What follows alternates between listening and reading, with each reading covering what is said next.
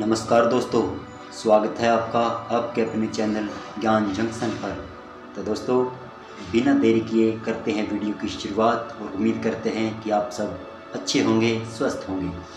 तो जैसा कि आपने टाइटल में पढ़ा, एक अच्छी पत्नी, तो आचार्य चाणक्य जी की चाणक्य नीति के अनुसार आचार्य चाणक्य जी ने अपनी चाणक्य नीति में बताया कि एक अच्छी पत्नी वही है जो सूचिपूर्ण है, पारंगत है, शुद्ध है, पति को प्रसन्न करने वाली है और सत्यवादी है।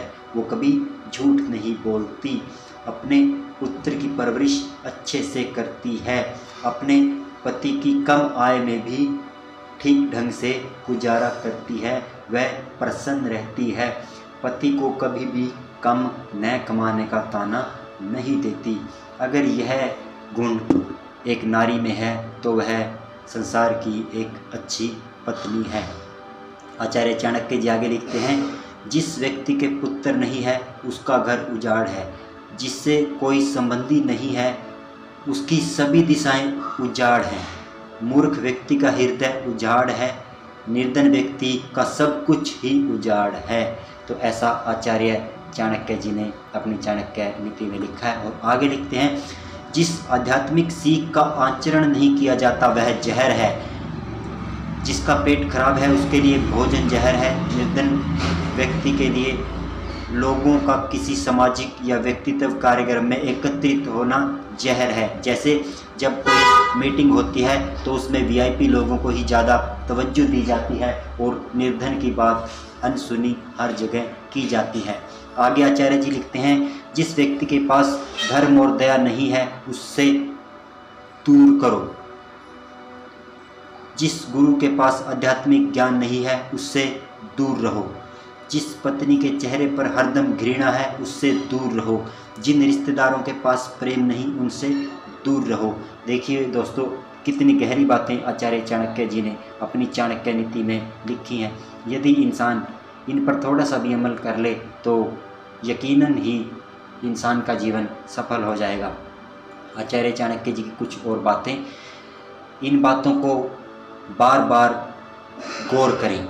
सही समय, सही मित्र, सही ठिकाना, पैसे कमाने का सही साधन, पैसे खर्च करने का सही तरीके, आपके पास ऊर्जा के स्रोत और आपके पास धन के साधन।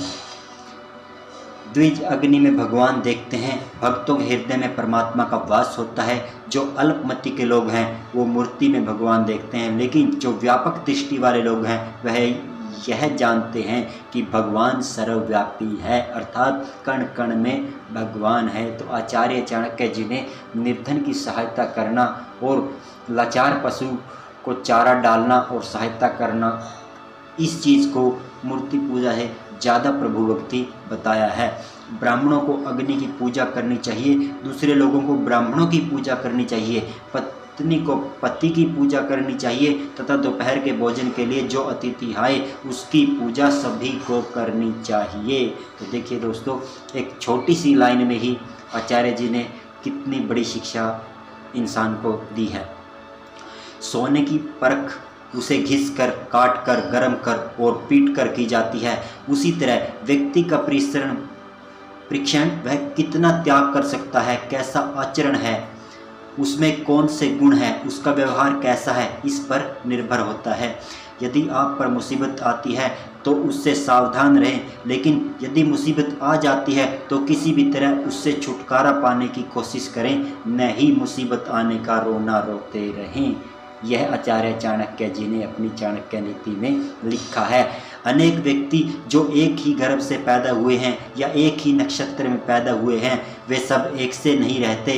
उसी प्रकार जैसे बेर के झाड़ के सभी बेर एक से नहीं रहते।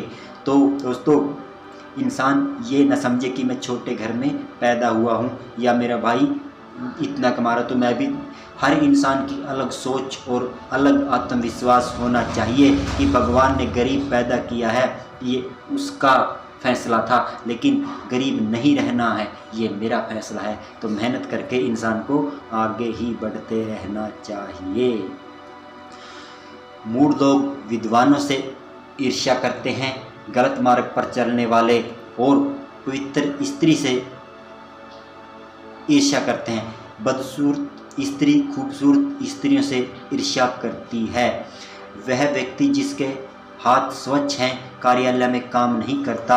जिसने अपनी कामना को खत्म कर दिया है वह शारीरिक श्रृंगार नहीं करता।